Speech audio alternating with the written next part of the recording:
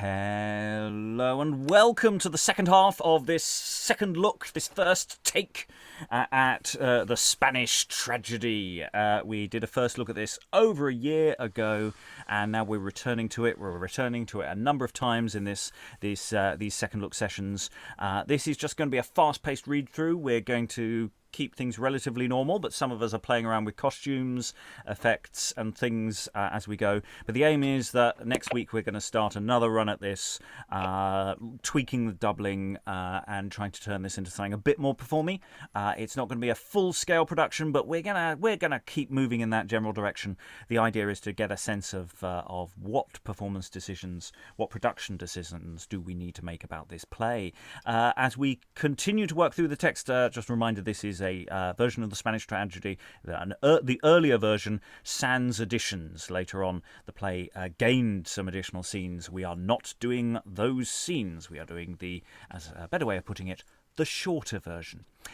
So, reading today, the Isabella and Revenge is... Hello, I'm Valentina. I am an Italian actor and voiceover artist in London. Reading Balthazar today is... Hi, my name's Elizabeth Amisu and I'm an author based in Romford. Reading Hieronimo today is... Hello, I'm Sarah Blake. I'm an actor, writer and director living in Germany. Reading Bellimperia and Citizen Number 3 is... That's me, Rachael Nicole, actor in New Jersey. Reading Ambassador and Pedro, a servant, is... Briony, Sparrow, actor in Lincolnshire. Reading Christophil and an old man, Bazulto, is... Lalitte, I'm a teacher from Paris. Reading Page, Citizen Number 2 and a servant, is... Hello, Helen Good, historian in Hull. Reading Maid and King is... Hello, I'm Lynn Freitas. I'm also a teacher. I live in the northwestern United States. Was the King of Spain. On the Portuguese side, reading a Portingale and a Viceroy is... Hi, Alan Scott, based in Suffolk. Reading another Portingale and Castile is... Hello, my name's Francis Cox. I'm an actor living in Amsterdam. And reading The Ghost of Andrea, Lorenzo and Citizen Number 1 is... Hi, I'm Eric, and apparently I'm only on my side. He's only on his side. Nobody knows what that means. And I'm your host, Robert Crighton. I will be reading nothing. I'm going to be tidying up the text as we go and generally trying to plan ahead for next time. So without further ado, we're into Act 3, Scene 8. We've just left Hieronimo thoroughly disabused of any idea of natural justice, and he's not in a great place. But then again, neither is his wife Isabella either. Everybody's just a bit upset about some murdering that's been going on. Little soupçon of murder and kidnap. So without further ado, let's dive into Act 3, Scene 8, and we'll return to me talking about stuff at the end of the play. So that you say, this herb will purge the eye and this the head? But none of them will purge the art. No, there's no medicine left for my disease, nor any physic to cure the dead. Horatio! Oh, where is Horatio?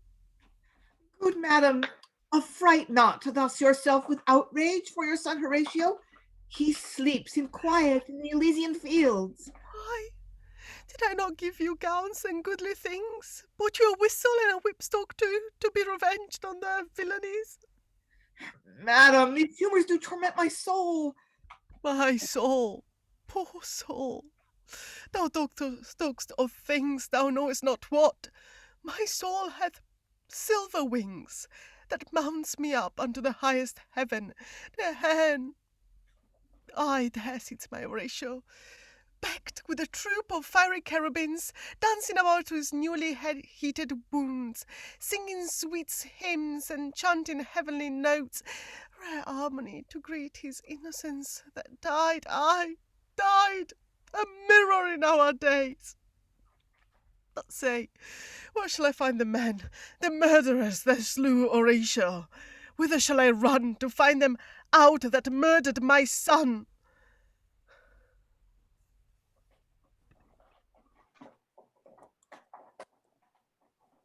What means this outrage that is offered me? Why am I thus sequestered from the court? No notice? Shall I not know the cause of these my secret and suspicious ills? Accursed brother, unkind murderer, why bend'st thou thus thy mind to martyr me? Hieronimo, why writ I of thy wrongs? Or why art thou so slack in thy revenge? Andrea, oh Andrea, that thou saw'st me for thy friend Horatio handled thus, and him for me, thus causeless murdered. Well, force perforce I must constrain myself to patience and apply me to the time, till heaven, as I have hoped, shall set me free. Come, Madam Bellimperia, this may not be. Boy, talk no farther. Thus far things go well. Thou art assured that thou saw'st him dead? Or else, my lord, I live not. That's enough. As for his resolution in his end, leave that to him with whom he sojourns now. Here, take my ring and give it Christophil, and bid him let my sister be enlarged, and bring her hither straight. This that I did was for a policy to smooth and keep the murder secret, which, as a 9 days' wonder being overblown, my gentle sister will I now enlarge. And time, Lorenzo, for my lord the Duke, you heard, inquired for her yesternight. Why, and my lord, I hope you've heard me say sufficient reason why she kept away, but that's all one. My lord, you love her? Aye. Then in your love beware, deal cunningly, salve all suspicions, only soothe me up, and if she hap to stand on terms with us as for her sweetheart and concealment, so jest with her gently, under feigned jest are things concealed that else would breed unrest. But here she comes. Now, sister? Sister, no. Thou art no brother, but an enemy. Else wouldst thou not have used thy sister so?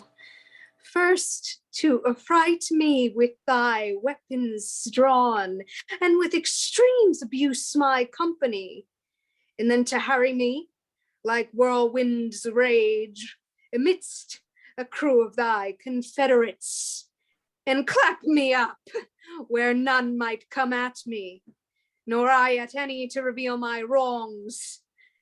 What madding fury did possess thy wits? Or wherein is't that I offend thee? Advise you better, Bellimperia, for I have done you no disparagement, unless by more discretion than deserved. I sought to save your honor and mine own. Mine honor? Why, Lorenzo, wherein is't that I neglect my reputation so, as you or any need to rescue it? His Highness and my father were resolved to come confer with old Hieronimo concerning certain matters of state that by the Viceroy was determined. And wherein was mine honor touched in that? Have patience, Bellimperia. Hear the rest. Me, next in sight as messenger they sent to give him notice that they were so nigh. Now when I came, consorted with the prince, and unexpected in arbor there found Bellimperia with Horatio. How then? Why then, remembering that old disgrace which you for Donna Andrea had endured, and now were likely longer to sustain by being found so meanly accomplished, thought rather, for I knew no readier mean, to thrust Horatio forth my father's way. and carry yon obscurely somewhere else, lest that his highness should have found you there. Even so, my lord. And are you witness that this is true when he entreateth of? You, gentle brother, forged this for my sake. And you, my lord, were made his instrument, a work of worth, worthy the noting too. But what's the cause that you concealed me since? Your melancholy, sister, since the news of your first favorite Don Andrea's death, my father's old wrath hath exasperated. And better was it for you, being in disgrace, to absent yourself and give his fury place. But why had I no notice of his ire? That were to add more fuel to your fire. Who burnt like Etna for Andrea's loss? Hath not my father then inquired for me? Sister, he hath, and thus I excuse thee. But Bellimperia, see the gentle prince. Look on thy love. Behold young Balthazar, whose passions are that by thy presence are increased, and in whose melancholy thou mayst see thy hate, his love, thy flight, his following thee. Brother, you are become an orator. I know not. I, by what experience, too politic for me. Past all compare, since last I saw you, but content yourself. The prince is meditating higher things. 'Tis of thy beauty then that conquers kings, of those thy tresses Ariadne twines, wherewith my liberty thou hast surprised, of that thine ivory front my sorrow's map, wherein I see no haven to rest my hope. To love and fear, and both at once, my lord, in my conceit, are things of more import than women's wits are to be busied with. 'Tis I that love. Whom? Bellimperia. But I that fear. Whom? Bellimperia. Fear yourself. Aye, brother. How? As those that, when they love, are loath and fear to lose. Then, fair, let Balthazar your keeper be. No, Balthazar doth fear as well as we. Et tremulo metui pavidum juncere timorem est vanunt stolidae proditionis opus. Nay, and you argue things so cunningly. We'll go continue this discourse at court. Led by the lodestar of her heavenly looks, whence poor oppressed Balthazar, as o'er the mountains walks the wanderer, uncertain to effect his pilgrimage. By your leave, sir.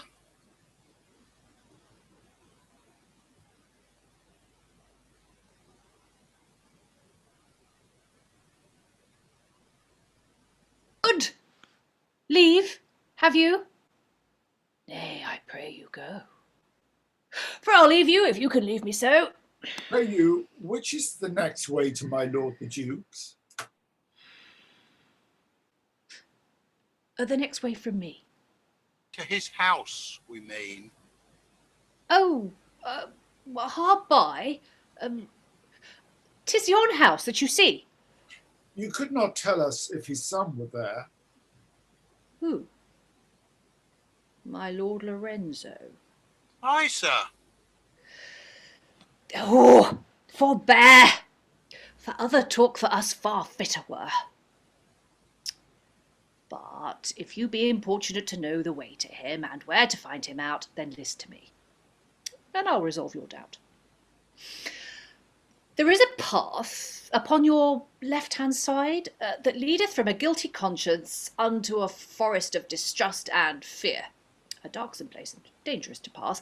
There Shall you meet with melancholy thoughts, whose baleful humours, if you but uphold, it will conduct you to despair and death, whose rocky cliffs, when you have once beheld, with a hugy dale of lasting night, that kindled with the world's iniquities, doth cast up filthy and detested fumes, not far from hence, where murderers have built a habitation for their cursed souls. There, in a brazen cauldron, affixed by Jove in his fell wrath upon a sulphur flame, yourself shall find Lorenzo bathing him in boiling lead and blood of innocence. Why? Farewell. Good. Doubtless this man is passing lunatic, or imperfection of his age doth make him dote. Come, let's away to seek my lord, the Duke. Now, sir, perhaps I come and see the king. The king sees me, and fain would hear my suit. Why, is this not a strange and seld-seen thing, that standers by with toys should strike me mute? Go to! I see their shifts, and say no more. Hieronimo, 'tis time for thee to trudge. Down by the dale that flows with purple gore standeth a fiery tower. There sits a judge upon a seat of steel and molten brass, and twixt his teeth he holds a firebrand that leads unto the lake where hell doth stand. Away, Hieronimo! To him be gone! He'll do thee justice for Horatio's death. Turn down this path, and thou shalt be with him straight. Or this, and then thou needst not take thy breath. This way, or that way? Aye. Soft and fair, not so. For if I hang or kill myself, who will revenge Horatio's murder then? No, fine, no. Pardon me, I'll none of that. This way I'll take. This way comes the king. And here I'll have fling at him, that's flat. And Balthazar, I'll be with thee to bring. And thee, Lorenzo, here's the king. Nay, stay. And here, here. There goes the hair away.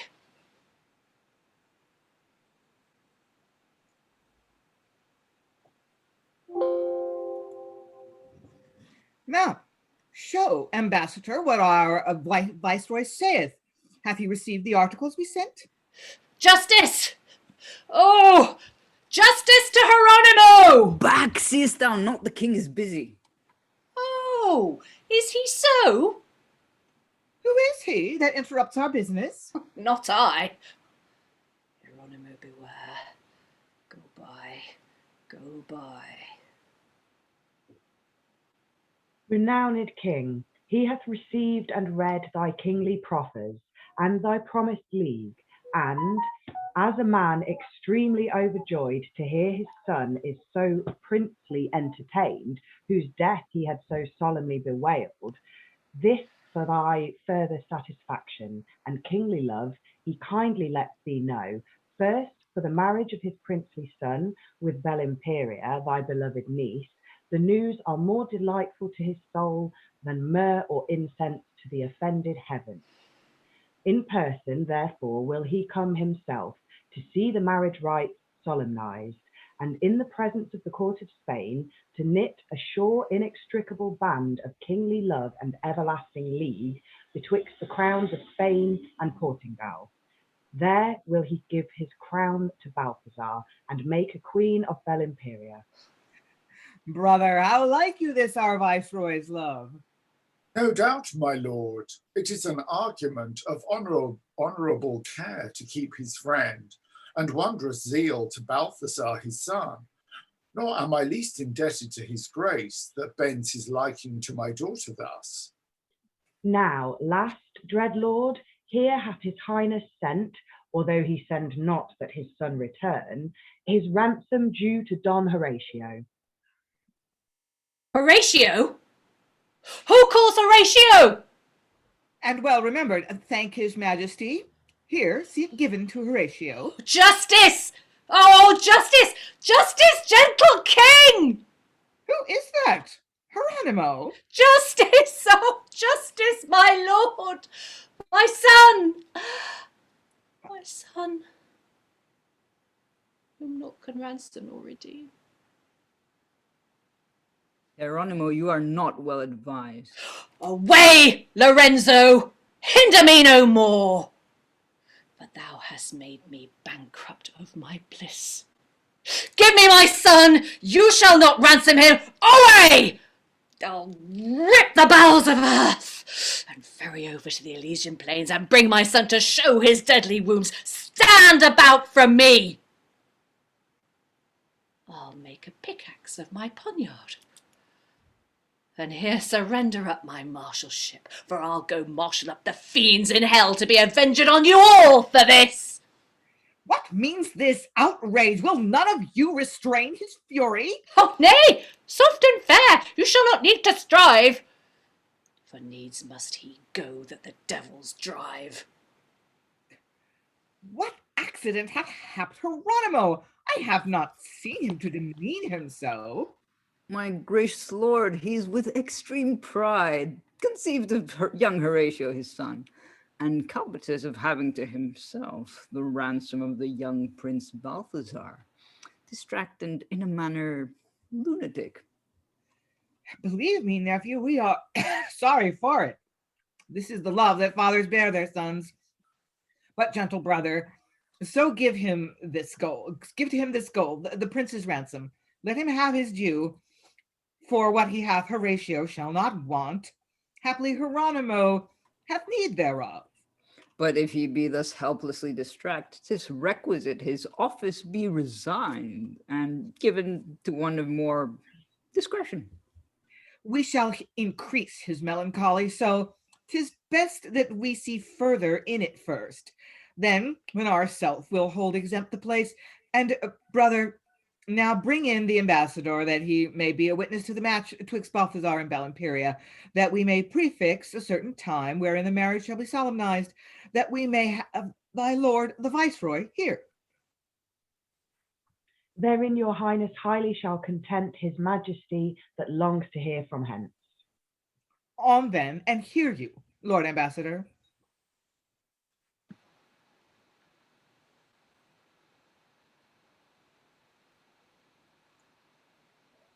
Vindicta me. Aye. Heaven will be revenged of every ill. Nor will they suffer murder unrepaid. Then stay, Hieronimo. Attend their will. For mortal men may not appoint their time.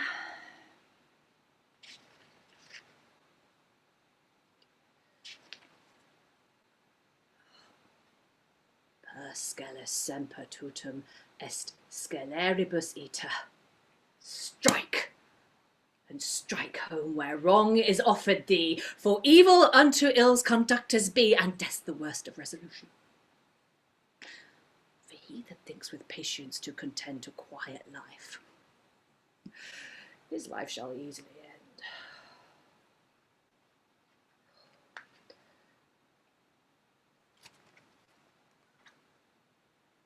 Fata si miserus juvant, habe salutum. Fata si vitam negant, habe sepulchrum. If destiny thy miseries do ease, then hast thou health, and happy shalt thou be. If destiny deny thee life, Hieronimo, it shall I be assured of a tomb.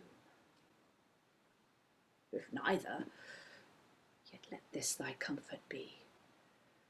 Heaven covereth him that hath no burial.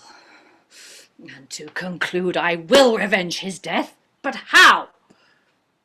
Not as the vulgar wits of men with open but inevitable ills, as by a secret, yet a certain mean, which under kindship will be cloaked best.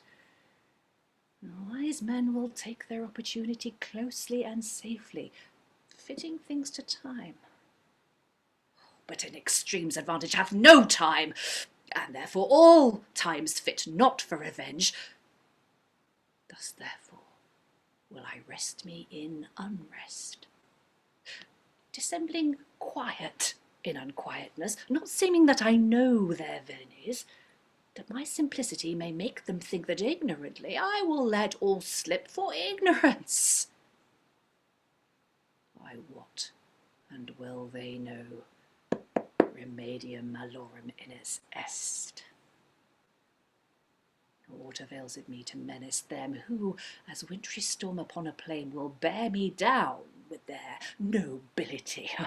No, no, Hieronimo. Thou must enjoin thine eyes to observation, and thy tongue to milder speeches than thy spirit affords, thy heart to patience, thy hands to rest, thy cap to courtesy, and thy knee to bow,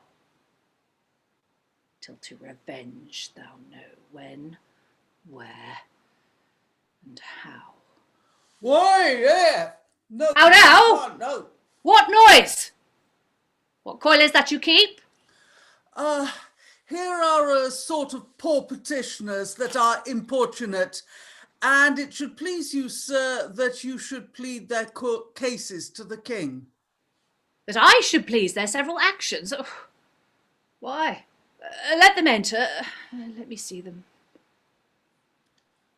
So, I tell you this, for learning and for law, there is not any advocate in Spain that can prevail or will take half the pain that he will in pursuit of equity.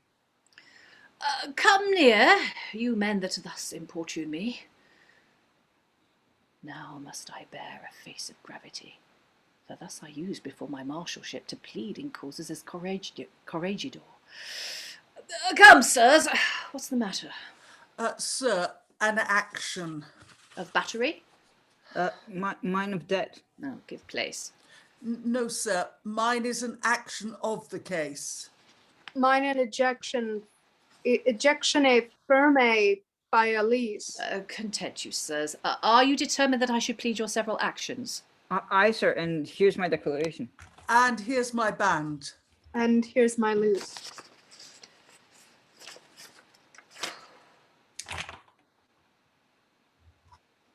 But wherefore stands yon silly man so mute? Mournful eyes and hands to heaven upreared. Come hither, father. Let me know thy cause.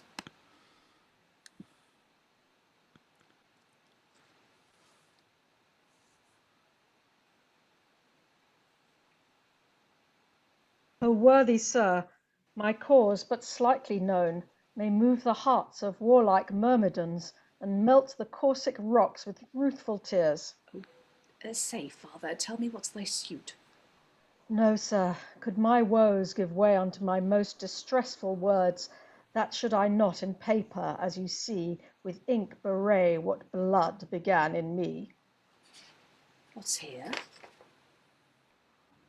The humble supplication of Don Bazulto for his murdered son. Aye, sir. No, sir! It was my murdered son! Oh, my son! My son! Oh, my son Horatio! But mine or thine, Bazulto, be content. Here, take my handkerchief and wipe thine eyes, whilst wretched I in thy mishaps may see the lively portrait of my dying self. Oh no, not this. Horatio, this was thine. When I dyed it in thy dearest blood, this was a token twixt thy soul and me, that of thy death revenged I should be. But here, take this, this, and this, and what my purse, aye, this and that, and all of them are thine.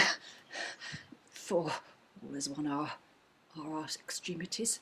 Oh, see the kindness of Hieronimo. This gentleness shows him like a gentleman. Oh, see. Oh, see thy shame, Hieronimo. See here a loving father to his son. Behold the sorrows and the sad laments that he delivereth for his son's decease. If love affects so strive in lesser things, if love enforce such moods in meaner wits, if love express such power in poor estates, Hieronimo, when as a raging sea tossed with the wind and tide, oh, turnest then the upper billows course of waves to keep, while lesser waters labour in the deep, then shamest thou not, Hieronimo, to neglect the sweet revenge of thy Horatio? Though on this earth justice will not be found, I'll down to hell, and in this passion knock at the dismal gates of Pluto's court, getting by force, as Alcides once did, a troop of furies and tormenting hags to torture Don Lorenzo and the rest.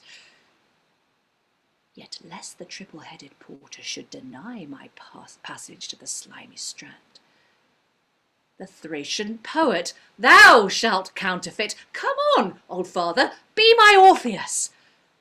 And if thou canst no notes upon the harp, then sound the burden of thy sore heart's grief, till we do gain.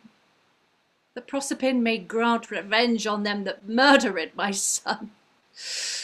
Then will I rent and tear them, thus and thus, shriving their limbs into pieces with my teeth. Sir, my decoration. Save my bond! Alas, my lease! It cost you £10, and you, my lord, have torn the same. Oh, that cannot be. I gave it never a wound. Show me one drop of blood fall from the same. How is it possible I should slay it then? Tush, no. Run after. Catch me if you can.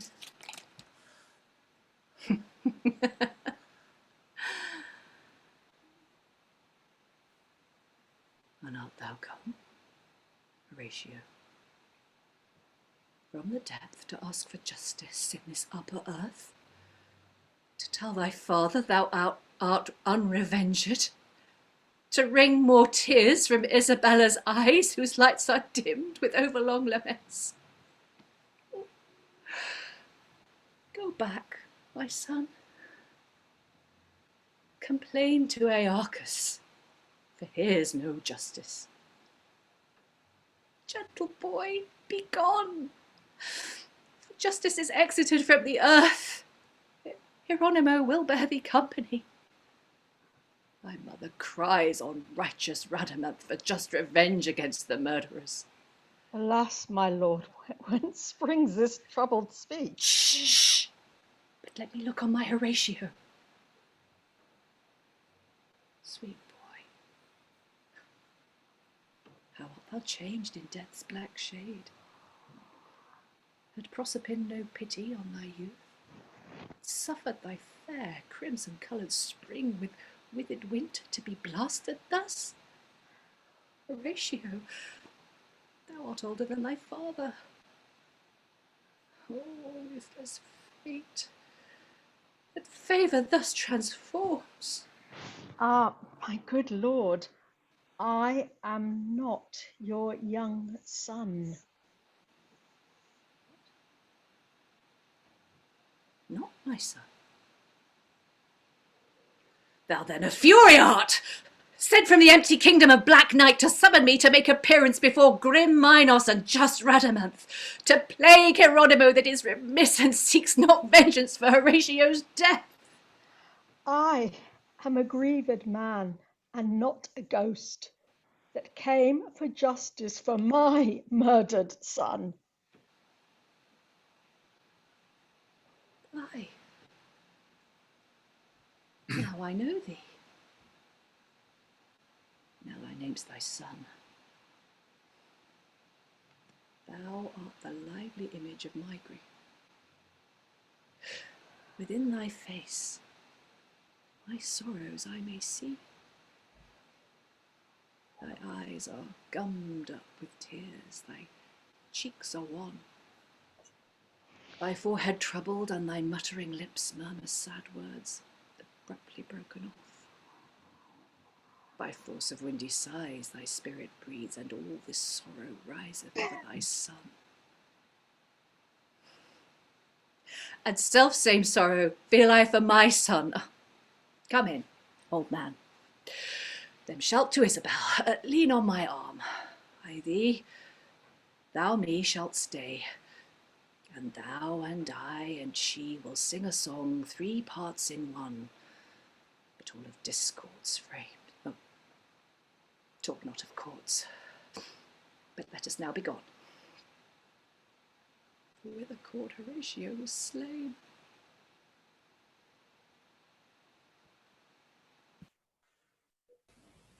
Go, brother, 'tis the Duke of Castile's cause. Salute the Viceroy in our name. I go. Go forth, Don Pedro, for thy nephew's sake, and greet the Duke of Castile.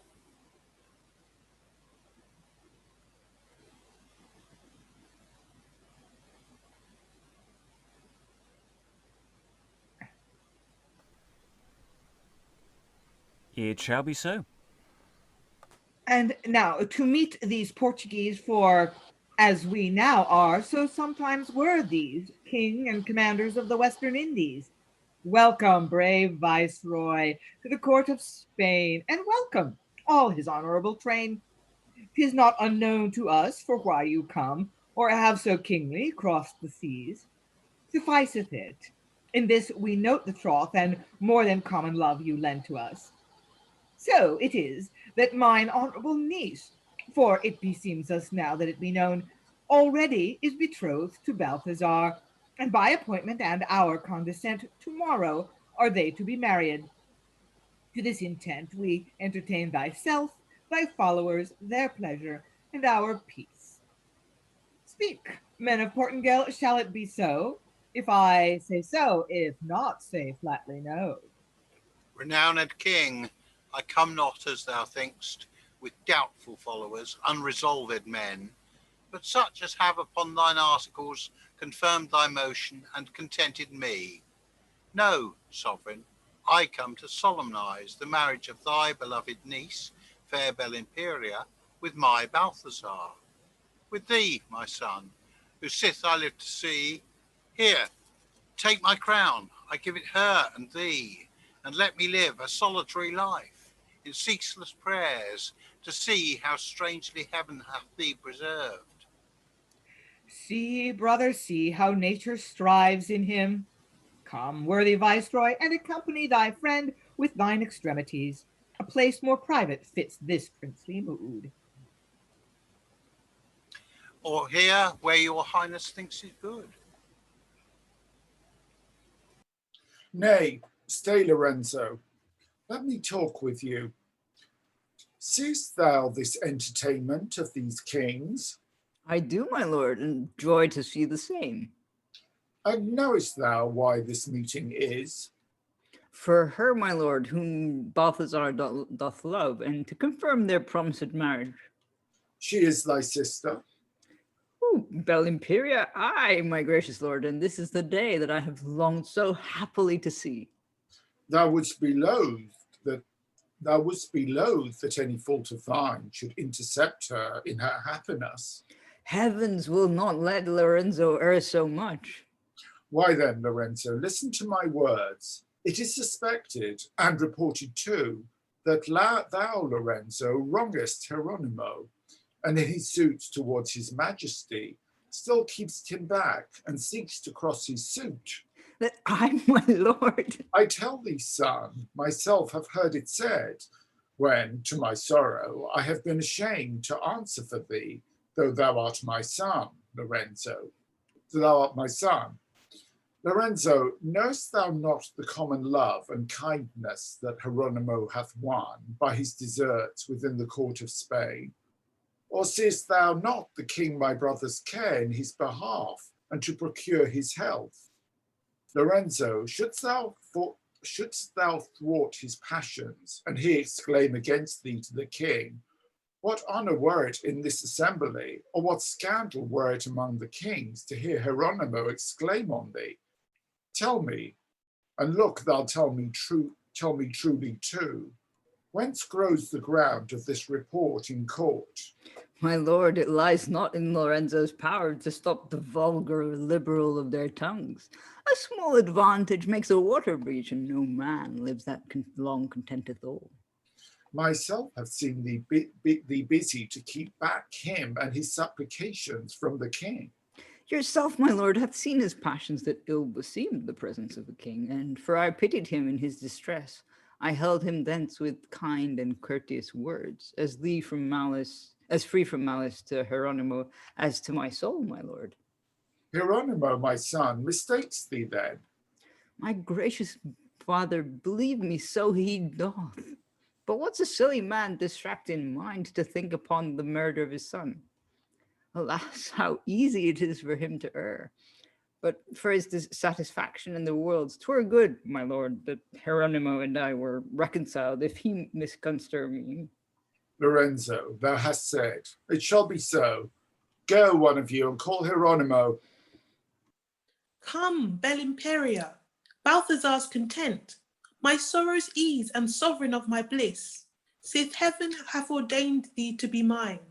Disperse those clouds and melancholy looks, and clear them up with those thy sun-bright eyes, wherein my hope and heaven's fair beauty lies.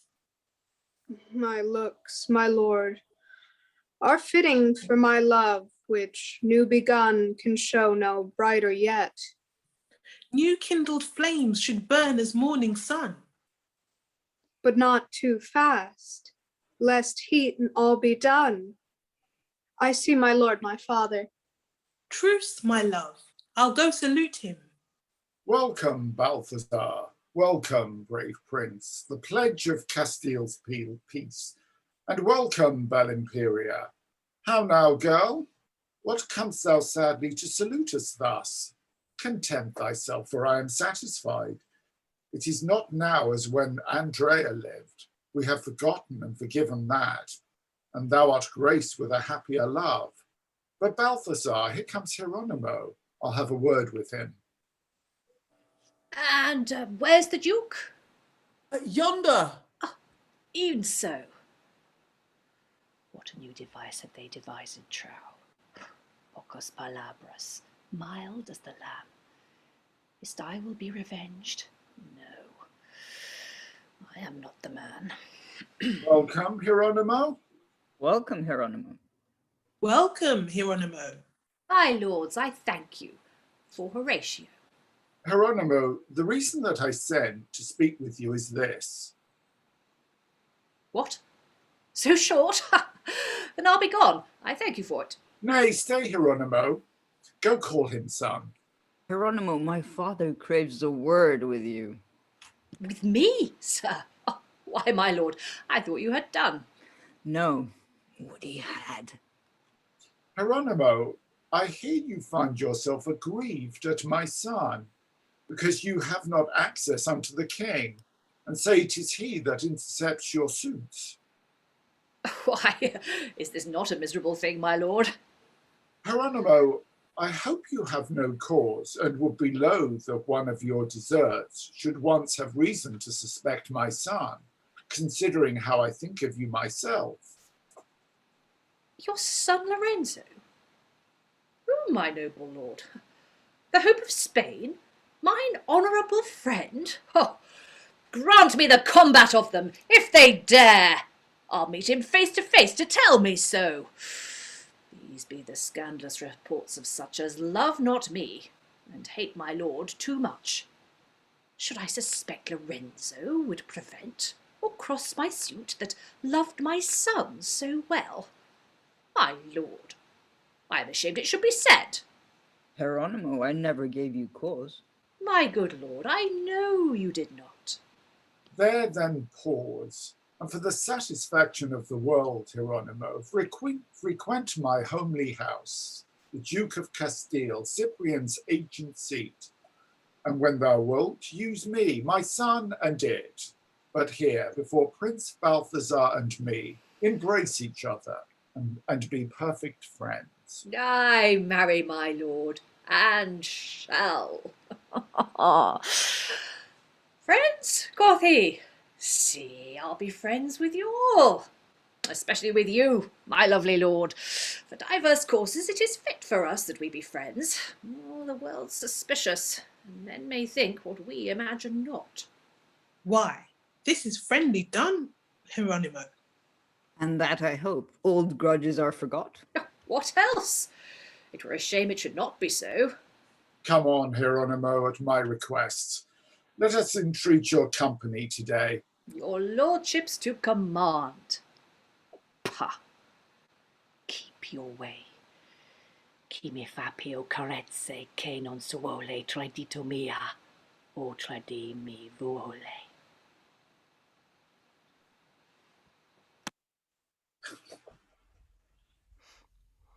Awake, Erictho! Cerberus, awake! Solicit Pluto, gentle prospering, to combat Acheron and Erebus. For ne'er by Styx and Phlegethon in hell, or ferried Charon to the fiery lakes, such fearful sights as poor Andrea sees. Revenge, awake! Awake? For what? Awake, Revenge, for thou art ill-advised to sleep. Awake! What? Them art warned to watch. Oh, content thyself, and do not trouble me. Awake, Revenge, if love, as love hath had, have yet the power or prevalence in hell. Hieronimo with Lorenzo is joined in league, and intercepts our passage to revenge. Awake, Revenge, or we are woe begone. Thus worldlings ground what they have dreamed upon. Content thyself, Andrea. Though I sleep, yet is my mood soliciting their souls. Sufficeth thee that poor Hieronimo cannot forget his son Horatio, nor dies revenge, although he sleeps a while. For in an unquiet quietness is feigned, and slumbering is a common worldly while. Behold, Andrea, for an instance, how revenge hath slept, and then imagine thou what 'tis to be subject to destiny. Awake, Revenge, reveal this mystery. Lo, the two first nuptial torches bore as brightly burning as the midday sun, but after them doth Hymen-Hias fast, clothed in sable and saffron robe, and blows them out, and quencheth them with blood, as discontent that things continue so. Sufficeth me, thy meaning is understood, and thanks to thee, those infernal powers that will not tolerate a lover's woe. Rest thee, for I will sit to see the rest. Then argue not, for thou hast thy request. Is this the love thou bearest, Horatio? Is this the kindness that thou counterfeitest? Are these the fruits of thine incessant tears? Hieronimo, are these thy passions, thy protestations, and thy deep laments? That thou wert wont to weary men withal? O unkind father, O deceitful world, with what excuses canst thou show thyself from this dishonor and the hate of men, thus to neglect the loss and life of him whom both my letters and thine own belief assures thee to be causeless slaughtered? Hieronimo, for shame. Hieronimo, be not a history to after times of such ingratitude unto thy son. Unhappy mothers of such children then, but monstrous fathers to forget so soon the death of those whom they with care and cost have tendered so, thus careless should be lost. Myself, a stranger in respect of thee, so loved his life, as still I wish their deaths. Nor shall his death be unrevenged by me, although I bear it out for fashion's sake. For here I swear, in sight of heaven and earth, shouldst thou neglect the love thou shouldst retain, and give it over, and devise no more, myself should send their hateful souls to hell, that wrought his downfall with extremest death. May it be that Bellimperia vows such revenge as she hath deigned to say. Why then, I see that Helen applies our drift, and all the saints do sit soliciting for vengeance on those cursed murderers. Madam, 'tis true, and now I find it so. I found a letter written in your name, and in that letter how Horatio died. Pardon, Bellimperia. I fear and care in not believing it. Nor think I thoughtless, think upon a mean to let his death be unrevenged at full. And here I vow, so you but give consent, and will conceal my resolution, I will ere long determine of their deaths, that causeless thus have murdered my son. Hieronimo, I will consent, conceal, and aught that may effect far thine avail, join with thee to revenge Horatio's death. Oh, then, and whatsoever I devise, let me entreat you, grace my practices. For why the plots already in mine head, here they are. How now, Hieronimo? What, courting Bellimperia? Oh, aye, my lord. Such courting as, I promise you, she hath my heart. But you, my lord, have hers. But now, Hieronimo, or never, we are here to entreat your help. My help? Why, my good lords, assure yourselves of me, for you have given me cause. Ay, by my faith you have. It pleased you, at the entertainment of the ambassador, to grace the king so much as with a show.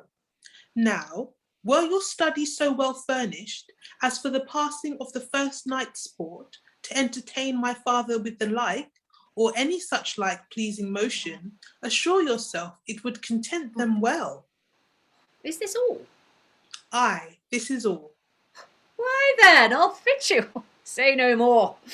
When I was young, I gave my mind and applied myself to fruitless poetry, which, though it profit to the professor naught, yet is it passing pleasing to the world. And how for that? Marry, my good lord, thus, and yet methinks you are too quick with us. When in Toledo, there I studied, it was my chance to write a tragedy. Oh, see, here, my lords, which, long forgot, I found this other day. Now, would your lordship favour me so much as but to grace me with your acting it? I mean each one of you to play a part. Assure you, it will prove most passing strange and wondrous plausible to that assembly. What, would you have us play a tragedy? Why, Nero thought it no disparagement, and kings and emperors have ta'en delight to make experience of their wits in plays. Nay, be not angry, good Hieronimo, the prince but asked the question. In faith, Hieronimo, and you be in earnest, I'll make one. And I another. Now, my good lord, could you entreat your sister Bellimperia to make one? For what's a play without a woman in it? Little entreaty shall serve me, Hieronimo, for I must needs be employed in your play. Why, this is well. I tell you, lordlings, it was determined to have been acted by gentlemen and scholars too, such as could tell what to speak. And now it shall be played by princes and courtiers, such as can tell how to speak, if, as it is our country manner, you will but let us know the argument. That shall I roundly. The Chronicles of Spain record this written of a knight of Rhodes.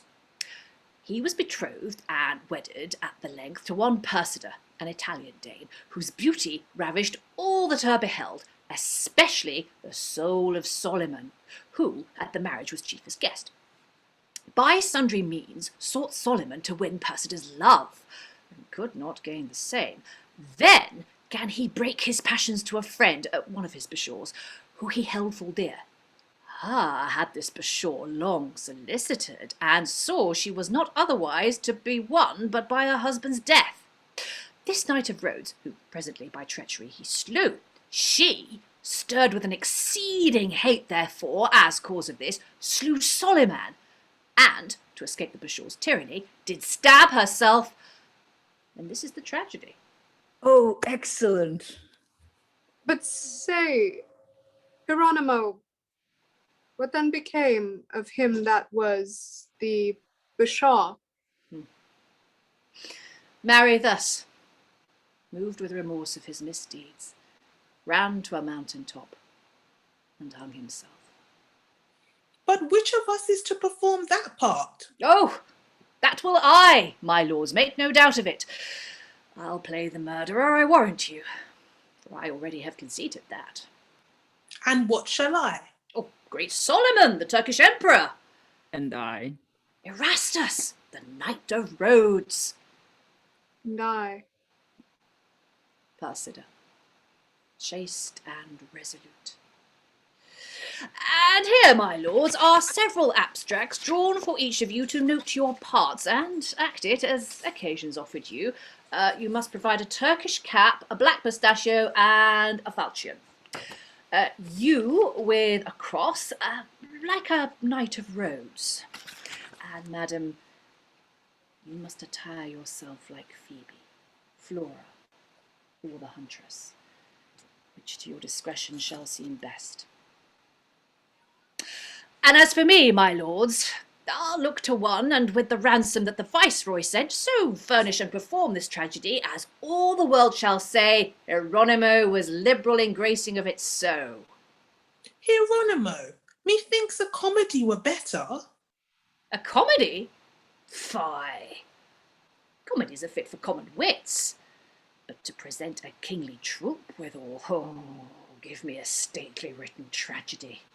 Tragedia cothernata, fitting kings, containing matter and not common things. My lords, all this must be performed as fitting for the first night's revelling. The Italian tragedians were so sharp of wit that in 1 hour's meditation they would perform anything in action. And well it may, for I have seen the like in Paris amongst the French tragedians. In Paris? Mass, and well remembered. There's one thing more that rests for us to do. What's that, Hieronimo? Forget not anything. Each one of us must act his part in unknown languages, that it may breed the more variety. As you, my lord, in Latin, I in Greek, you in Italian, and, for because I know that Bellimperia hath practised the French, in courtly French shall all her phrases be. You mean to try my cunning then, Hieronimo? But this will be a mere confusion, and hardly shall we all be understood. Oh, it must be so, for the conclusion shall prove the invention, and all was good. And I myself, in the narration, and with a strange and wondrous show besides, that I will have there behind a curtain, assure yourself, shall make the matter known, and all shall be concluded in one scene. There's no pleasure ta'en in tediousness. How like you this? Why, thus, my lord, we must resolve to soothe his humours up. Oh, then, Hieronimo, farewell till soon. You'll ply this gear? I warrant you.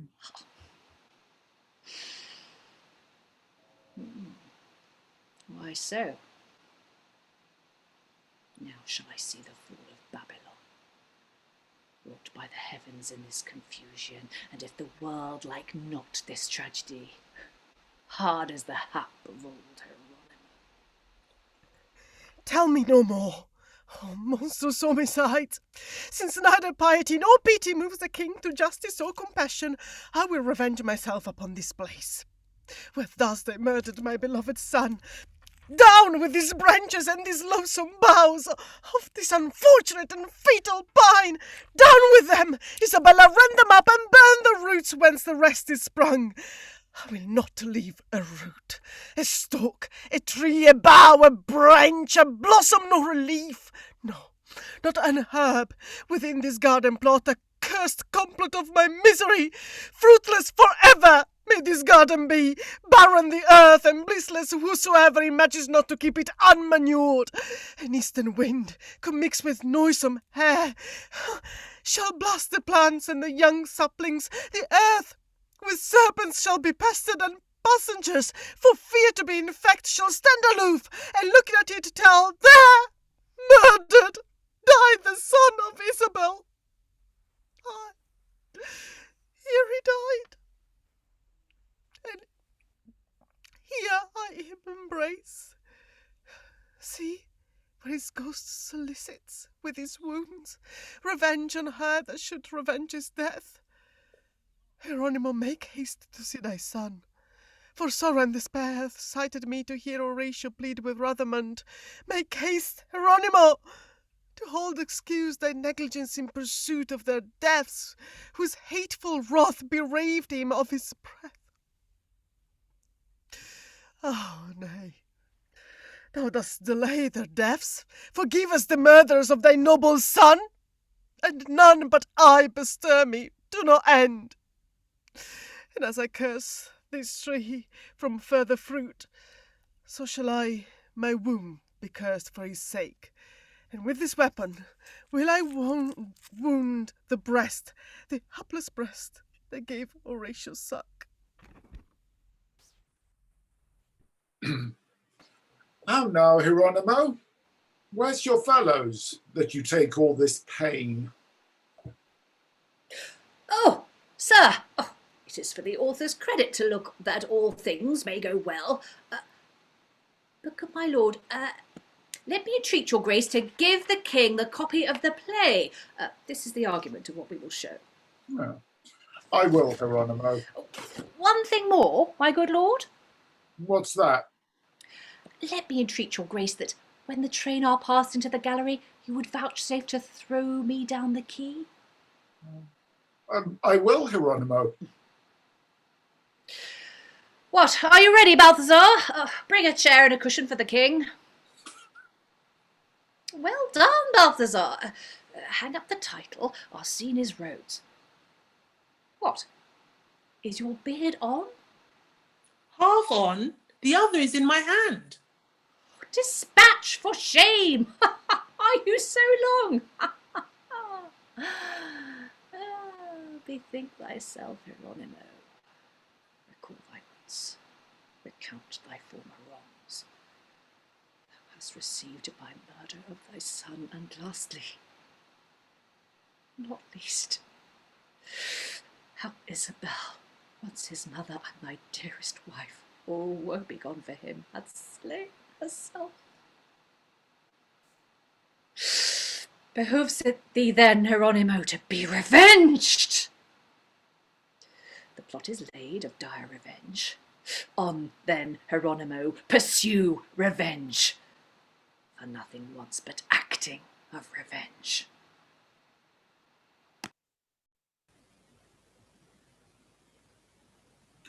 Now, Viceroy, shall we see the tragedy of Solomon the Turkish Emperor performed of pleasure by your son, the prince, my nephew Don Lorenzo, and my niece?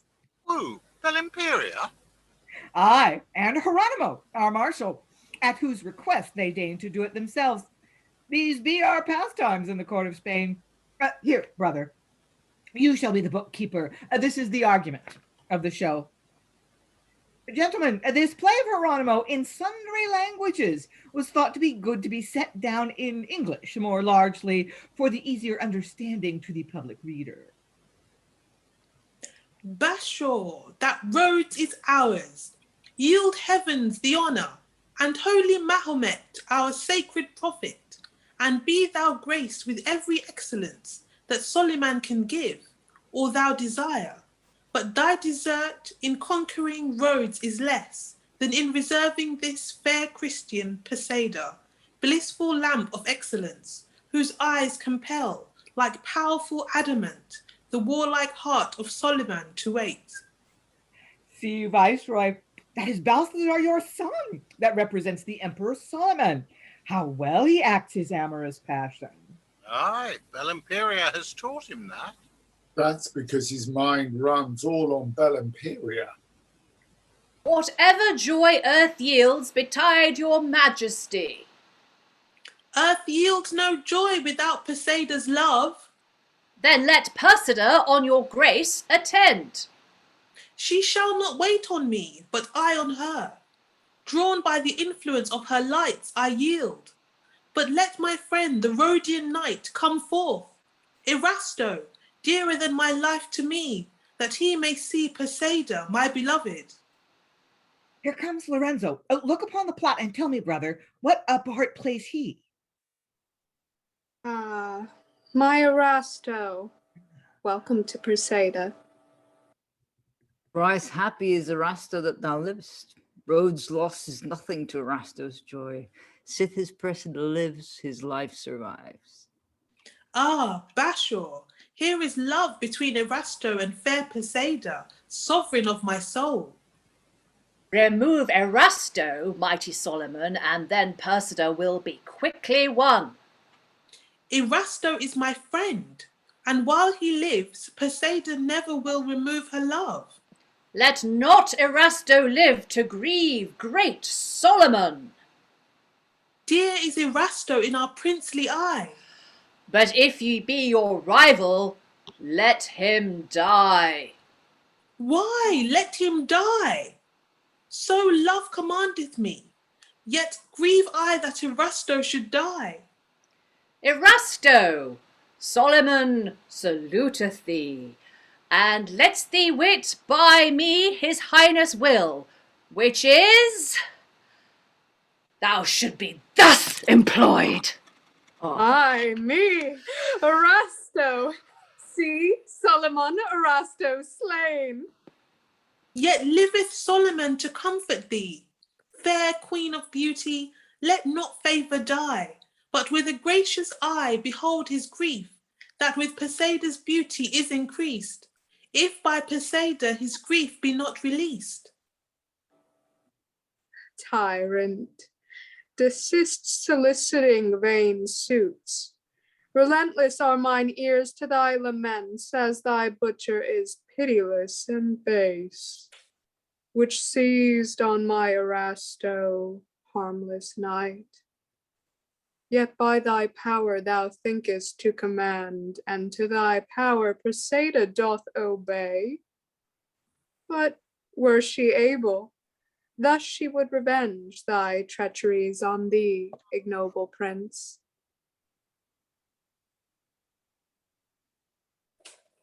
And on herself she would be thus revenged. Ooh, well said. Old Marshal, this was bravely done.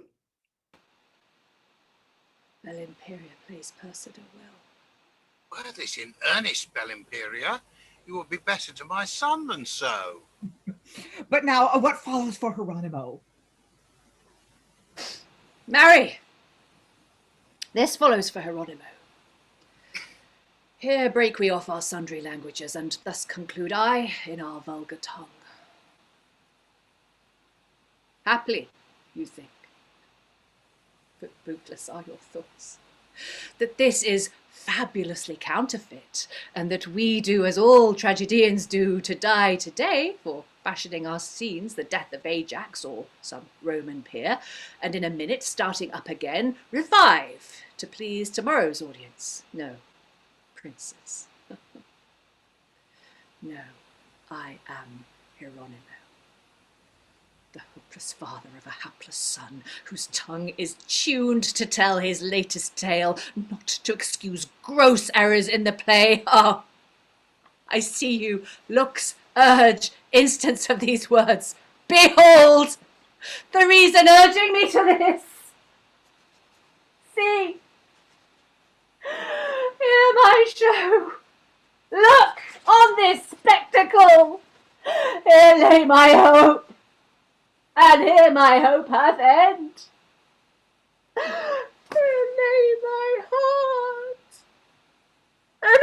where my heart was slain. Here lay my treasure. Here my treasure lost. Here lay my bliss, and here my bliss bereft. But hope, heart, treasure, joy, and bliss all fled, failed, died, yea, all decayed with this. From forth these wounds came breath that gave me life. They murdered me that made these fatal marks. The cause was love, whence grew this mortal hate. The hate, Lorenzo and young Balthazar. The love, my son to Bellimperia. But night, the cover of accursed crimes, with pitchy silence hushed these traitors' harms and lent them leave, for they had sorted leisure to take advantage in my garden plot upon my son, my dear Horatio. There, merciless, they butchered up my boy. In black, dark night, to pale, dim, cruel death. He shrieks. I heard, and yet methinks I hear his dismal outcry echo in the air. With soonest speed I hasted to the noise, where, hanging on a tree, I found my son, through girt with wounds and slaughtered, as you see. And grieved I, think you, at this spectacle? Speak, Portuguese, whose loss resembles mine. If thou canst weep upon thy Balthazar, 'tis like I wailed for my Horatio. And you, my lord, whose reconciled son marched in a net and thought himself unseen, and rated me for brain-sick lunacy, with God amend that mad Horatio, how can you brook our play's catastrophe? And here behold this bloody handkerchief, which at Horatio's death I weeping dipped within the river of his bleeding wounds, as it as propitious. See, I have reserved. Never hath it left my bloody heart, soliciting remembrance of my vow with these accursed murderers, which, now performed, my heart is satisfied. And to this end the bashaw I became, that I might revenge me on Lorenzo's life, who therefore was appointed to the part, and was to represent the Knight of Rhodes, that I might kill him more conveniently. So, Viceroy, was this Balthazar thy son, that Solomon which Bellimperia, in person of Persida, murdered, solely appointed to that tragic part, that she might slay him that offended her. Poor Bellimperia missed her part in this. For though the story saith she should have died, yet I, of kindness and of care for her, did otherwise determine of her end. But love of him, whom they did hate so much, did urge her resolution to be such. And princes, now behold Hieronimo, author and actor in this tragedy, bearing his latest fortune in his fist, and will as resolute conclude his part, and gentle thus, I end my play. Urge no more words. I have no more to say. Hearken, Viceroy, hold, Hieronimo. Brother, my nephew and thy son are slain. We are betrayed. My Balthazar is slain. Break open the doors. Run. Save Hieronimo. Hieronimo, do but inform the king of these events. Upon mine honour thou shalt have no harm. Oh, Viceroy, I will not trust thee with my life, which I this day have offered to my son. Cursed wretch, why stayest thou him that was resolved to die? Speak, traitor, damned bloody murderer, speak! For now I have thee, I will make thee speak. Why hast thou done this undeserving deed? Why hast thou then murdered my Balthazar? Why hast thou butchered both my children thus? Oh, good words. as dear to me was my Horatio, as yours, or yours, or yours, my lord, to you. My guiltless son was by Lorenzo slain, and by Lorenzo and that Balthazar, upon whose souls may heavens be yet avenged with greater far than these afflictions. But who were thy confederates in this? That was thy daughter, Bellimperia, for by her hand my Balthazar was slain. I saw her stab him. Why speakest thou not? What lesser liberty could kings afford than harmless silence? Then afford it me. Sufficeth, I may not, nor I will not tell thee. Fetch forth the tortures, traitor as thou art, I'll make thee tell. Oh, indeed? Thou mayst torment me, as his wretched son hath done in murdering my Horatio. But never shalt thou force me to reveal the thing which I have vowed inviolate, and therefore, in despite of all thy efforts, pleased with their deaths and eased with their revenge, first take my tongue, and afterwards my heart. Oh, monstrous resolution of a wretch! See, Viceroy, he has bitten forth his tongue rather than reveal what we required. Yet he can write. And if in this he satisfy us not, we will devise the extremest kind of death that ever was invented for a wretch. Oh, he would have a knife to mend his pen. Here, and advise thee that thou write the truth. Look to my brother, save Hieronimo.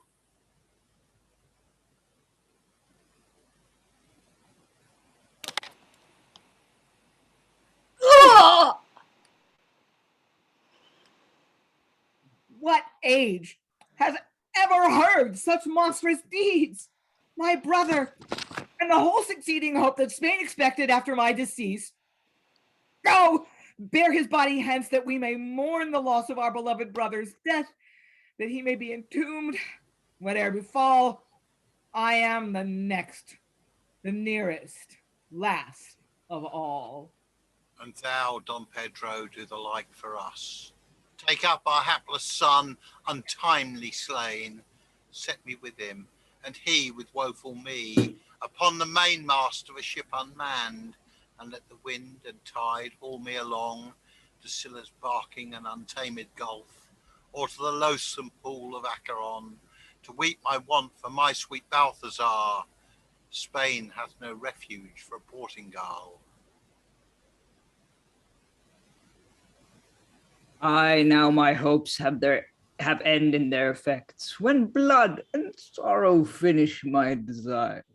Horatio murdered in his father's bower, vile Cerberine by Pedringano slain, false Pedringano hanged by quaint device, fair Isabella by herself misdone, Prince Balthazar by Bellimperia stabbed, the Duke of Castile and his wicked son both done to death by old Hieronimo, my Bellimperia fallen as Dido fell, and good Hieronimo slain by himself. Aye, these were spectacles to please my soul. Now will I beg at lovely Proserpine, that by the virtue of her princely doom I may consort my friends in pleasing sort, and on my foes work just and sharp revenge. I'll lead my friend Horatio through those fields where never dying wars are still inured.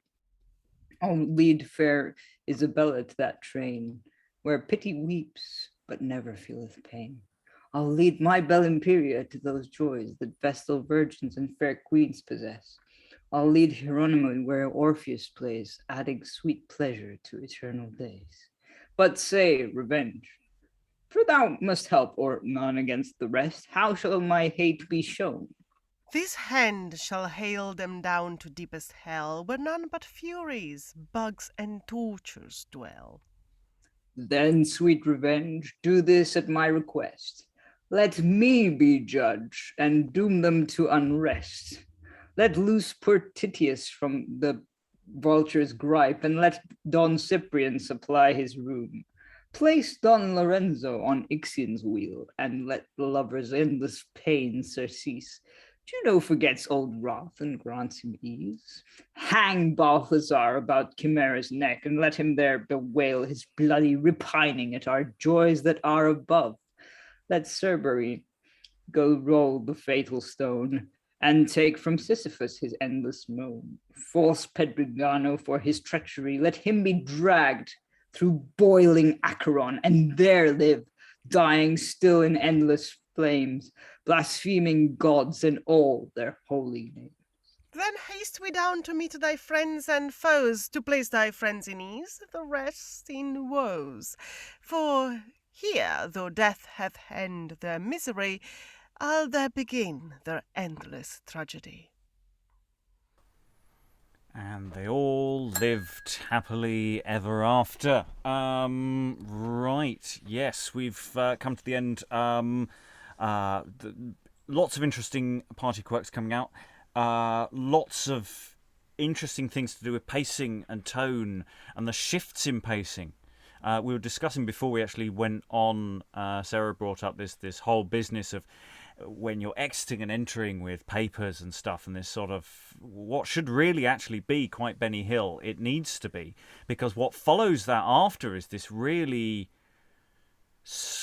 what feels to need to be a very slow and intimate and strange scene when you're looking into the face of this old man and seeing your son. It needs that difference, so we need to find ways to make that work. Also the business at the end, which with the final stabbing of Castile, and the business with the knife and the writing and the biting out the tongue, and the pacing of that, because in a sense there's only about 3 lines to get all that together, but it can't happen too quickly. It's sort of like you need to be forced into a chair. It's stuff that Zoom is going to struggle with a bit. But again, as ever, we're here to just try and get the idea of the play and get the sense of the action. But yeah, lots of interesting things that are flying up and confusing. Sarah.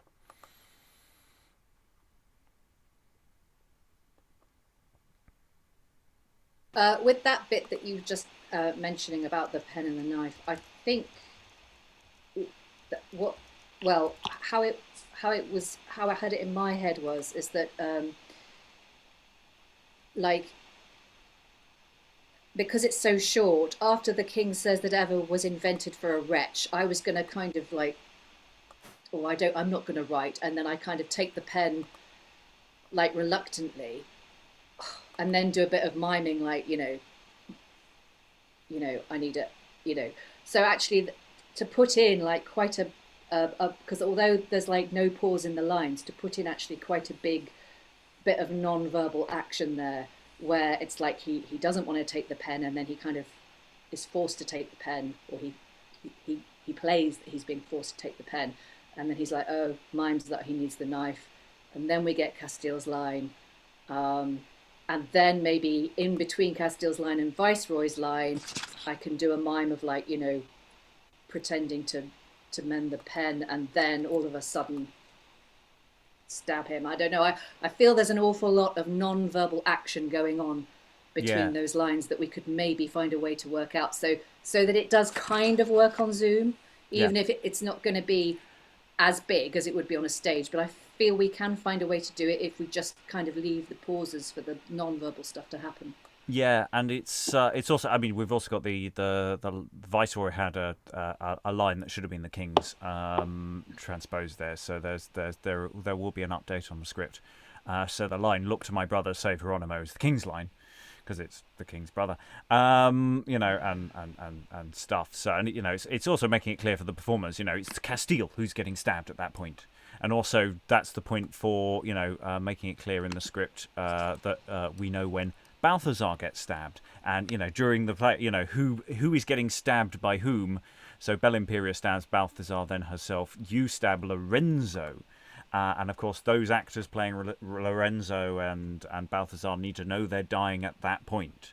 And of course, as far as the other viewers are concerned, it's a play. This has all been beautifully well rehearsed, etc.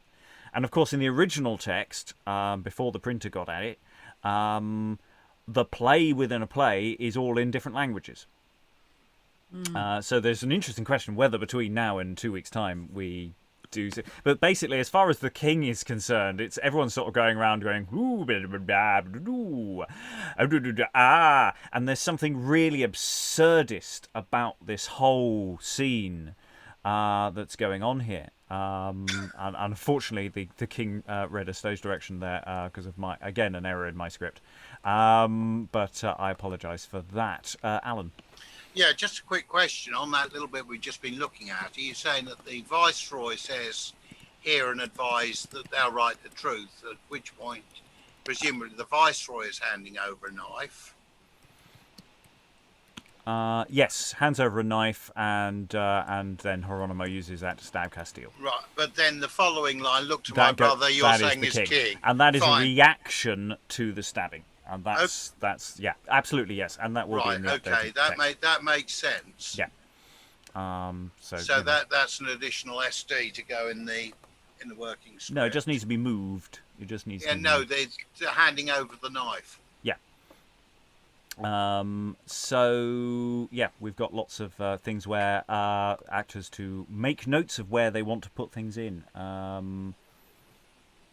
If we're on a revised script, that's probably better done commonly, isn't it? Yeah. Well, no. So I'm trying to encourage people to use their initiative to check what they need to know. Yeah, I was hanging about waiting for Hieronimo to exit so I could exit chasing him, but then he didn't go. So where was this? It was before when you were throwing paper around. Yeah, we sort of vaguely discussed that at the top. We need to figure out a logic to that because it needs some. Yeah. Yeah, because we've got to take our cue from you. Yeah. And because I was not totally certain, I dumped a line. Somebody very kindly picked up the next one.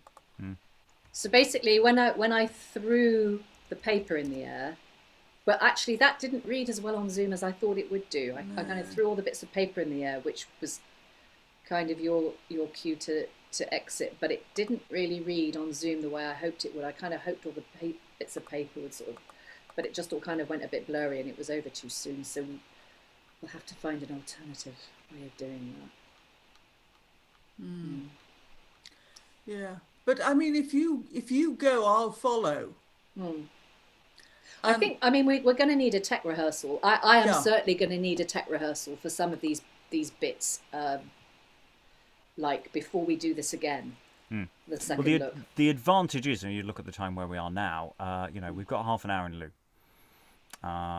so we can do that beforehand. So that's the idea: is that we can plan what we need to sort out next time, and to improve its flow. So we have the question of whether we're going to attempt to even if it's just Google Translate and just end up with something that actors want to perform. I don't think it's the end of the world if we do it in English and later on they say, and now we're no longer talking in English, because again, we're just trying to get the general idea of things. But it's a thought to throw in. Dan said he's seen it done in 4 languages. Oh, it has been done. And it does work very well. It's a tough one though, because it's whether for this, because this isn't a performance, it's whether for this project, for this reading of it, or rather the next one that we do, you actually want to stay true to the text, or whether you already want to start taking liberties with it, because I think in a production you'd want to take liberties with it and you'd want to translate it into languages, but well, if for the second look you're just wanting to do a reading of the printed text as it stands, then it's I would say that's the problem. It's in a sense it's not a liberty. It's reconstructing what is lost. In a sense, it's a lost text. In that sense, the translating bit. But I'd say you're right. It is a case for this session. Is it worth doing? And then we think about it for another future session. Because, of course, we've got various textual variations for this play anyway. Because we've got the editions, which we'll be looking at. And then, deciding what our cut might be if we want to do a cut. or a more zoom designed where we shave off some of the edges of stuff that we don't think will work very well on Zoom, and that's what a third look, those mythical third looks, are all about. Yeah, but I wonder if the language thing is for a third look. Yeah. You know, I don't know. It's your decision. Yeah. Alan. Yeah, I was just looking at a previous action which involved me, which is in 314, where the Viceroy says, "With thee, my son, whom sith I live to see, here, take my crown."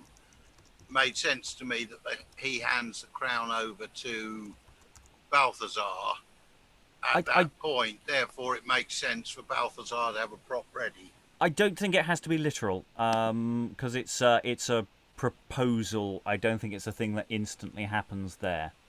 It's more, you're going to get married, and when you get married, you can become, you will take over, and I'll retire, and we'll go all King Lear on you. So I don't think we need to add an action there. I mean, I felt it worked when I took the crown off and put it aside at that point. Oh yeah, yeah. But it's a question of whether Balthazar needs to receive one. I don't think so, unless you want to arrange with Elizabeth, because I'm not saying Elizabeth can't have a crown. You know, I think Balthazar would love a crown. I think Balthazar would just go, yeah. I don't think I'd look as good as in one as Alan does. Yeah, it took about 10 minutes to make. I don't think Balthazar's as stupid as people make out. I mean, he's the only one who's very suspicious of this play. I don't know if he's suspicious of the player, if he's just going, can we have something cheerful? It's a wedding. Yeah. I'm sorry. I want a disco, and I want ABBA playing. I don't want the Smiths. Yeah. Lalitte's just put a good thing in the chat. It is weird that we've got this weird act structure. It just seems that they've elided Act 3 and 4 into one at some point, because there's no midpoint. There's a logical point where Revenge and Andrea should turn up again, and we have this extremely long Act 3. So that seems to be Act 3 and Act 4 combined, and that's broadly speaking where we put the interval between where they would probably have lived. So it seems to have happened at some point that it may have started off with a neoclassical structure, and then it got changed. Other things arising from the performance and issues that we might need to play around with for next time, Helen. Yeah, it's just, we've settled on the country colours. Are we going to try and make some sort of familial costume thing? And also, as Lorenzo's page, I feel I ought to be reflecting his, whatever his colour is. Lorenzo's presumably red. I assume he's Spanish, isn't he? Am I yes, wrong? he's Spanish, but I mean, he's not Spanish royal. He's part. Oh yes, he is Spanish royal. Yes, he's Castile's son. Yeah, fair son enough. of the king. Yeah. No, nephew. Yeah. Oh, yeah, heir apparent anyway. Yes. Unworthy. Well, yeah, he's a shit. We know. You can dial that up, Eric. What they were saying, you said before we got on to, the familial. We were discussing familial stuff. Sarah, were you going to pick up on that? No. My query is something separate, so finish that one first. Yeah, I possibly not for this, but I don't know. It's just that it's not a bad idea, because in a lot of plays, people come on and tell you who they are, and everybody else spends their time explaining to you who you are. But this isn't one of those plays. Because it's part 2, and we should know who everybody is in relation to each other. Which, of course, if you remember back to Hieronimo, that be really helpful. Yeah, the idea that there's some token that you, Isabella, and Horatio can have would be nice. I mean, God only knows what state Horatio's body is by the time you bring him back on again. Because this is the thing, is, you've got this corpse lying in a shed somewhere, And that's where the physicality that we're missing from Zoom actually is that it does make some of those stuff tricky. I'm basically going to put a slide in, I think, at that point, just to say reveals the body. I'm just going to put a load of slides in. So you can do the bit of action that you were doing there or something to suggest, but you don't need to go any further than that. With my coat. Yeah. With my anorak. Yeah. Just that slightly out of frame. Just vaguely in shot sort of there, just so you can do some acting at it, and act at the coat, and that kind of stuff's cool. It's like, what gets me about this script is you've got this random dude called Pedro, who people keep referring to name, who does bugger all. Yeah. I wondered if there's more of him in the enlarged. Yeah, there might be. Is it the painter scene? Does he turn up there? I don't know. I played him in Hieronimo, and I'll swear he died. Well, it's interesting. In some, it's one of the editions. The later servant is named as Cerberine, and I thought, I'm sure he died in the first half. Yeah, he did. Yeah. So that threw me. There is a Pedro turns up in the painter scene, which. Right. Well, and he may also be in Hieronimo as well. So yes. And there's also Christophil. Yeah, one line. Yeah. But you can see actually the point of it. It's some aged crone or serious man-at-arms who's preventing her getting out. He could actually have quite a big part, but only one line. And he could be stomping around a bit, or she. Eric. Oh no, sorry, Sarah. Ages been waiting for Sarah, and then to Eric. Well, no, it's just I have a few small things that I questions about Hieronimo's business. One of which you've answered already. So the coat is okay if it's in conjunction with a slide. Yeah, I think that's the best way to do it. I think I'm going to look at some additional slide business, just where it can go in. It's got to be on a scene when there aren't too many bodies around. I think just a note for all the people getting stabbed: be stabbed.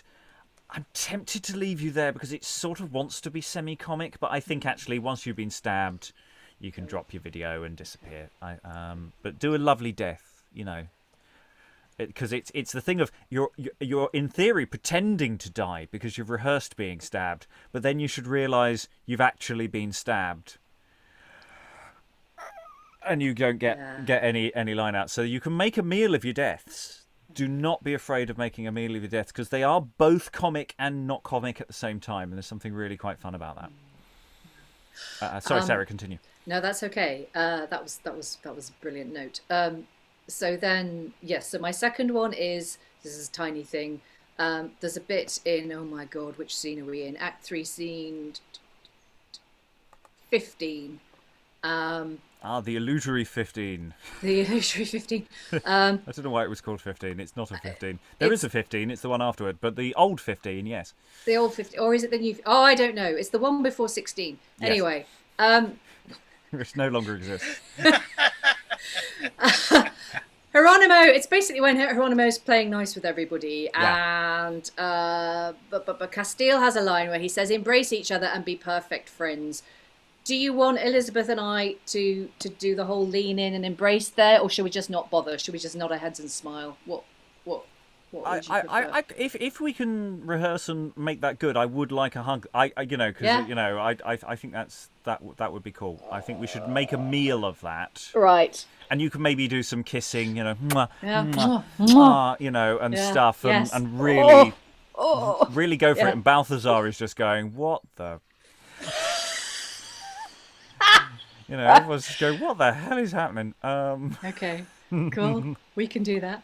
And then my final thing was, when we're doing the play, I was doing crap acting, to make it and I was doing quite big gestures and to make it to do sort of play acting. Do you want us to do that, or do you prefer us to just keep it normal? Well, I think it's an interesting question. I think Balthazar and et al. Lorenzo, etc., should be doing some level of crap acting because they're amateurs. I think there's something weirder going on with Hieronimo. I think there's more a manic energy about Hieronimo and Bellimperia because, of course, they're trying to do two things at once. So there might be a bit of that. I think play around with that as options. I think it needs to be distinctly different from the other people who don't know they're about to be murdered, crap acting, and your performance there. Right, okay. It's more I've got a secret than crap acting. Right, okay. Understood. I don't know if that's a very helpful direction. It was possibly a bit too contradictory. Well, I know. I think it's just a question of picking the moments. So there might be moments, especially early on, where Bellimperia and I do the crap acting. Yeah. And then as it gets nearer the time, it maybe starts to falter. I mean, that final speech that I have before I stab him, before I stab Lorenzo, which I cannot find now, but I kind of was trying. It was like with that, I was trying to do like, oh, I am acting, I am doing my best to act here, until the point where he then actually goes in, and then it all kind of just drops. I'm just wondering whether you can drop earlier. That it's actually a sort of just you've got him. Or Solomon salutes and it's evil smile. Enjoy the moment. Right, okay. And also Bellimperia's reaction to that. Ay me, Erasto's slain. Oh no, I'm supposed to be pretending to be sad. Or whatever the reaction the character should have, kind of thing. Sorry, Eric. Ages ago. No, I was just going to ask why Andrea sort of goes in that order. He goes like, his friends first, and then ends with Pedrigano, who is like a servant who got killed in like very early in the play, and somehow deserves the worst punishment of all, apparently. I'm just wondering about the order of that final speech. I mean, there are some weird things about that final scene, full stop, actually, and about your general motivations and whether it fully gels. So I think it's a very good question to raise. I don't think there's anything textually wrong with it, if that makes sense. I think just play around with that. I was just wondering out of curiosity, because it's like, Balthazar gets hanged and stuff, but then like, the other one's sort of Pedringano, who's supposed to be faithful for treachery, gets like dragged to Acheron and must die, in endless flames and so on and so forth. It just seems a bit like over the top compared to the rest of them. Isn't Pedrigano the one who was hanged? He was hanged, yes. He's the one with the fake pardon, isn't he? Yes. The highlight that closes the end of the first half. I thought he had a line at some point, but I think maybe the script has there's a error later on. It was Pedro, not Pedrigano, who speaks at that point, and then everyone just keeps talking about him like he's what a guy. Very weird. Other thoughts? Don Pedro gets a lot of mentions for someone who doesn't really have a part. Yeah, it's really weird. It's not like random servant earlier, or who has one line, because nobody refers to them again. Christophil or whatever the name was. Don, that Don Pedro, keeps getting referred to. So there's something interesting going on there. What a man! What a man! What a man! Other thoughts before we close this session.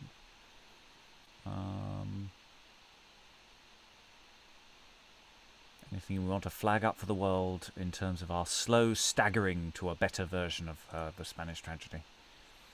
It's the thing that we do. We demonstrate our mistakes. We demonstrate our stumbles, our fumbles, to hope to elucidate for you the things we can improve and the things we can tidy up, and that you don't have to do our mistakes. You can just watch them. Yeah, that's why we're here. Okay, unless I hear from anyone else in the room, we will say farewell. Thank you very much, everyone, and goodbye. Bye.